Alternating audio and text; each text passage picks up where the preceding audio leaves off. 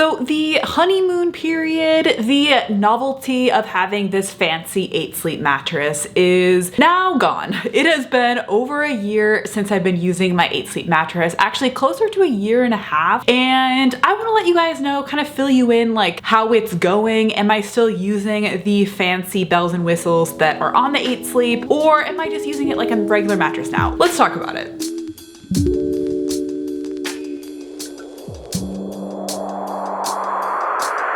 So at this point, you probably know what an 8 Sleep mattress is. Basically, it's this fancy, smancy, smart mattress. It costs about $3,500 and it has a bunch of fancy features. So basically, there's a bunch of tracking features like health tracking, sleep tracking, and there's also some alarm features. So this bed will wake you up by vibrating itself. And then there's also temperature controls. So I'm gonna be honest, some of these features I literally do not use at all anymore, and some of them I use every single day. So let's start with the positives and talk about the ones that I still use pretty often. And full disclosure, 8 Sleep did send me this mattress to review back in 2021. They also gave me a discount link so you can save some money if you use the link in my description. They have no idea I'm making this update. This is purely on my own time. They're not reviewing it. I don't even know if they remember who I am at this point. This is like purely an update and I'm going to be sharing my honest thoughts with you guys. Yeah, just want to throw that out there. So 8 Sleep has two different categories of tracking. So number one, they have sleep tracking, which is basically tracking how well you sleep. And then the second set of metrics are all about health tracking. So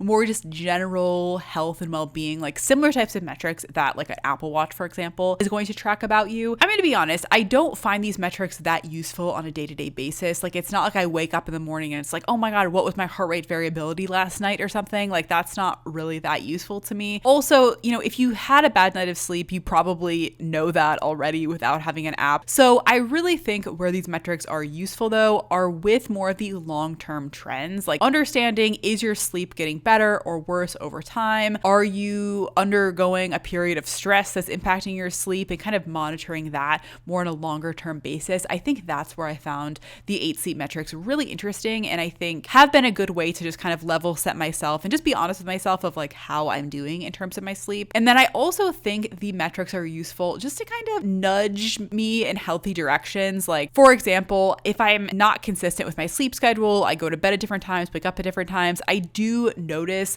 that that does have an impact on my metrics. And so if I go on vacation and then come back, I feel like my sleep is always worse after that, for example. Or if I drink alcohol, that has a negative impact on my sleep. If I drink caffeine late at night. And I think some things like that are just useful nudges to just like remind us all to like make healthy habits and all of that. So I do think the metrics are useful from that point of view. So let's talk about specifically what my metrics look like after a year. In terms of the sleep metrics, there's a few different ones that they have. So they have your sleep fitness score. This one I really don't use. It's kind of like an algorithmic score that kind of combines different metrics together. And I don't really find this that helpful because it's kind of vague, but they have that to kind of combine all of your metrics. They also track your time slept, which I think is useful again to see the trends. And this is kind of one of those things, but if you spend 8 hours in bed, chances are you're not actually spending 8 hours sleeping. So it's kind of useful to track some of that. They also track wake up consistency, time to fall asleep, time to get up, bedtime, wake up time. They also track your sleep stages, time out of bed, tosses and turns. So a lot of different metrics. And again, I think this is really useful for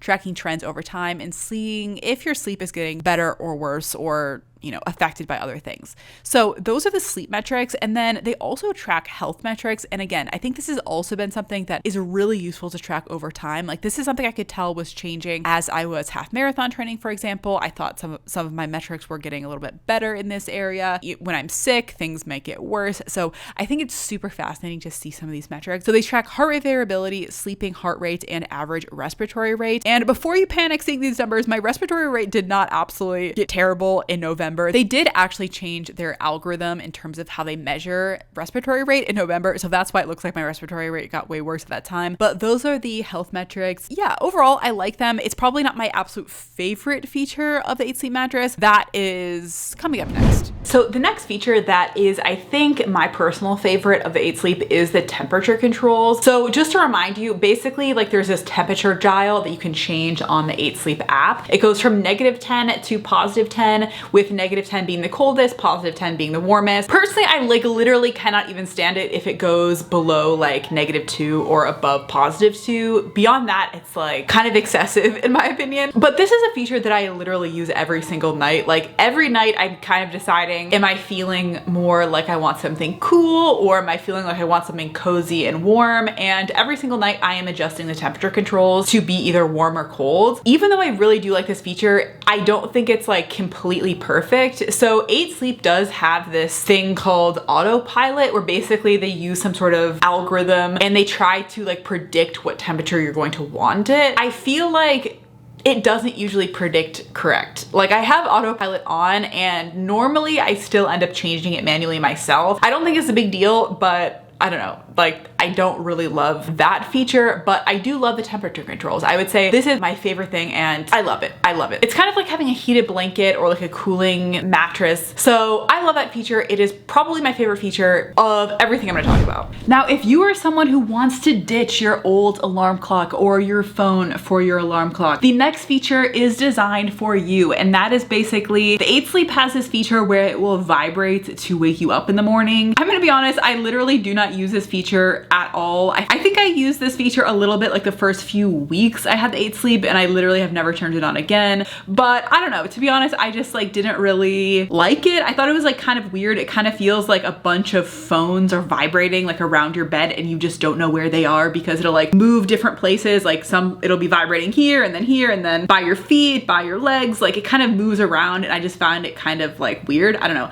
I couldn't get used to it, so I just stuck with my regular alarm clock. Yeah. I don't know. I haven't used it, but that's another feature that is unique about the 8 Sleep. I haven't found any other mattresses that do that. So yeah. Anyways, let's talk about my final thoughts. So all in all, I still use a lot of the 8 Sleep features every single day. This is a very expensive mattress. I don't think you need to spend this much money to get some of these features. Like for example, if you're cold at night, you could just buy a heated blanket for $100 or something and save yourself the money on the 8 Sleep mattress. So I would definitely think critically about like what specific features you want and think about if there's a cheaper alternative to do that. Like if you just want sleep tracking, you could buy an Oura Ring for a few $100s and not use the 8 Sleep mattress. So I would really recommend this to someone who thinks that they will get use out of multiple of the features and you have the money to spend on it, because it is expensive. So yeah, that's it. If you're wondering what to watch next, I have some recommendations for you. Number one, I recommend checking out my original 8 Sleep mattress review. There I talk all about like the delivery process, how to set it up, and I go a little bit more in detail than I did in this video. Also,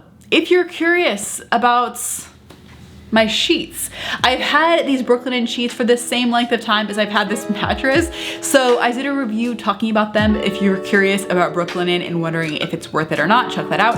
And yeah, until next time, bye.